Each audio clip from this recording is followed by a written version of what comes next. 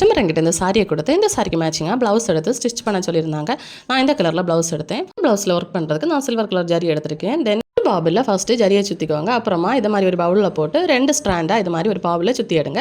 தென் bobbin கேஸில் போட்டு thread loose ஆகிறதான்னு check பண்ணிவிட்டு இது மாதிரி ரஃப் கிளாத்தில் கண்டிப்பாக ஸ்டிச் பண்ணி பாருங்கள். தென் இது மாதிரி செக்டு பேட்டர்னை வரைஞ்சி எடுத்துக்கோங்க.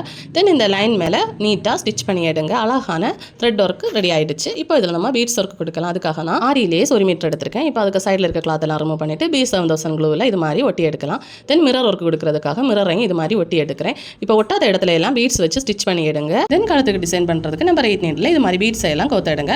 அப்புறமா B7000 க்ளூ போட்டு ஒட்டி எடுங்க. தென் 1 இன்ச்சுக்கு இது மாதிரி கோடு போட்டு அதுலேயும் கம் வச்சு இது மாதிரி ஒட்டி எடுத்துக்கோங்க. இங்கே பாருங்கள் ஸ்லீவ் ஆல்மோஸ்ட் ரெடி ஆகிடுச்சு. இப்போ கழுத்துக்கு இது மாதிரி ஒரு லைன் போட்டு லைன் மேலேயும் பீட் போட்டு ஒட்டி எடுத்தால் போதும். இப்போது மிரர் ஒர்க்கு கொடுக்காத இடத்துல பீட்ஸ் வச்சு ஸ்டிச் பண்ணி எடுத்தால் அழகான ஆரி ஒர்க் ப்ளவுஸ் ரெடி ஆகிடுச்சு. ஆரி ஒர்க் தெரியாதவங்க இந்த மாடலை ட்ரை பண்ணி பாருங்கள். அழகாக இருக்கும். தேங்க்யூ.